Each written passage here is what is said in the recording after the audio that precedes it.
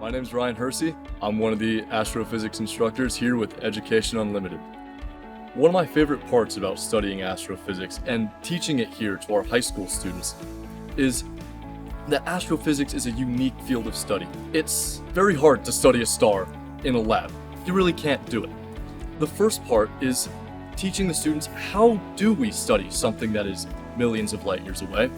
And the second part of our curriculum asks, well, what can we infer about our universe with the information that we gather from these far-off objects? By the end of the week with our curriculum, we want the students to have experience working with real astrophysics data. The data is accessible and easy to work with, especially when you have instructors who have worked with similar databases in their own research. We also want the students to have experience presenting their research and these new ideas in front of an audience of their peers. Over the course of your week here at Education Unlimited, your students will get a taste of both the college life, living on a campus with their peers, but also a sense for what does it look like to do real academic research in the field of astrophysics.